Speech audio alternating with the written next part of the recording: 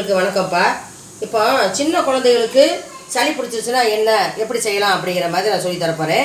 இப்போ 3 மாத குழந்தையிலேருந்து 6 மாதம் அப்படிங்கிற குழந்தைகள் கஷாயமாக வச்சு கொடுக்கும்போது கொஞ்சம் குடிக்கிறதுக்கு சிரமப்படுவாங்க.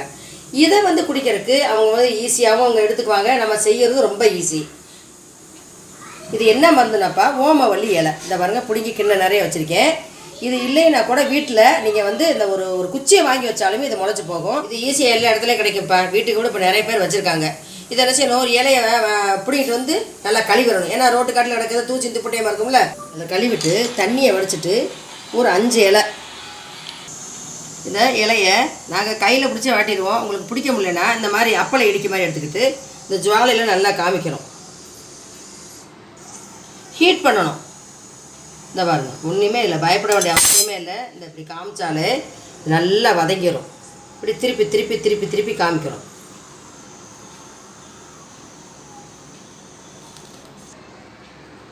கேஸில் பண்ணவே கூடாதுப்பா. விறகடுப்பு இருந்துச்சுன்னா விறகடுப்பில் பண்ணணும். இல்லையா இந்த மாதிரி நல்ல விளக்க பொருதி வச்சு இதில் வாட்டி செய்யணும்.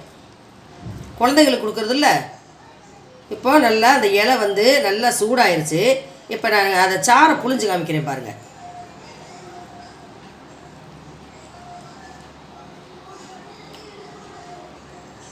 இந்த இலையை உள்ளங்கையில் தூக்கி வச்சு 2 கையை வச்சு நல்லா அப்படி அரைக்கணும். அப்படியே தேய்ச்சோம்னா சார் தன்னால் விழுகும். இந்த பாருங்கள்.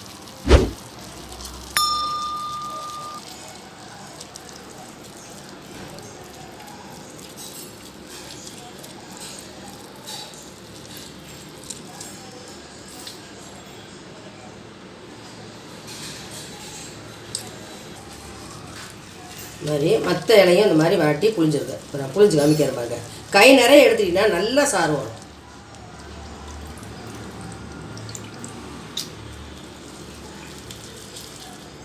மிக்சிலாம் போடக்கூடாதுப்பா. இப்படி வாட்டி தான் புளியணும்.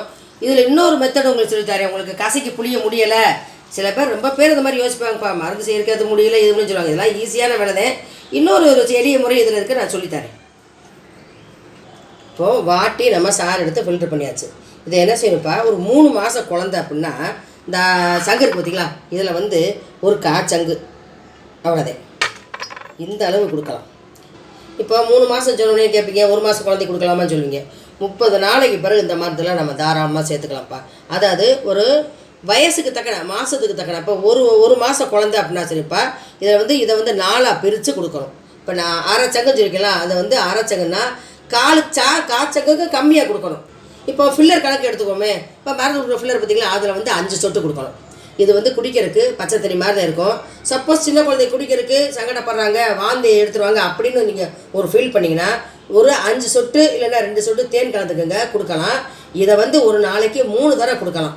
காலையில், மத்தியானம், சாயந்தரம் 4 to 5க்குள்ளே எல்லா குழந்தைகளுக்கும் கொடுக்கலாம். எல்லா வயதுள்ள குழந்தைகளுக்கும் இது சரியான மருந்து. இது எத்தனை நாளைக்கு கொடுக்கணும்னா, உடனே கொடுத்து உடனே சரியாகும்னு நினைக்கக்கூடாது. சளி தொந்தரவானது சீக்கிரமே வந்துடும், ஆனால் சீக்கிரமே போகும்னு நினைக்கக்கூடாது. 2 நாள் வரைக்கும் இருக்கும். 3 நாள் இல்லைன்னா 5 நாள் இதை தொடர்ந்து கொடுக்க அலோபதி வைத்தியம் தேவையில்லை அப்படிங்கிற அளவுக்கு இது சளியிலேருந்து முறித்து பிள்ளைகளை நல்லபடியாக வச்சுக்கலாம். இப்போ இதை 1 மாத குழந்தையிலேருந்து பெரியவங்க வரைக்கும் நம்ம கஷாயமாக செஞ்சு சாப்பிட்லாம், பச்சையை மென்று சாப்பிட்லாம். இப்போ வீட்டோடு இருக்குன்னு ஊற்றிக்கலாம், வீட்டுக்குள்ளே இருக்குன்னு ஊற்றிக்கலாம், 2 இலையை கழுவிட்டு மென்று அந்த சாரை மட்டும் குடித்தாலே போதும்ப்பா. அப்படி சாப்பிட்டுட்டு இருக்கும்போதே சளி கட்டாயம் முறிஞ்சிடும். இதில் இன்னொரு முறை என்ன கேட்டோம்னா, இப்போ நம்ம சாரை நீங்கள் வாட்டாமல் கொள்ளாமல் கசக்கி புழிஞ்சிட்டோம் அப்படின்னீங்கன்னா அதை எப்படி முறிக்கணும் அப்படின்னா, இப்போ இந்த ஒரு இரும்பு குச்சியை இந்த மாதிரி அடுப்பில் காய வைக்கணும். காஞ்சிரும், நல்லா காஞ்சு அந்த முனி நல்லா கொஞ்சம் சூடாயிரும் பாருங்க. சூடான பிறகு இந்த குச்சி என்ன செய்யணும், நம்ம எடுத்து வச்சிருக்க அந்த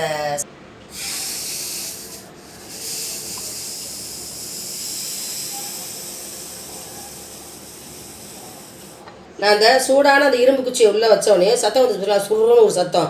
இதுக்கு பேர் தான் மருந்து முறிக்கிறது.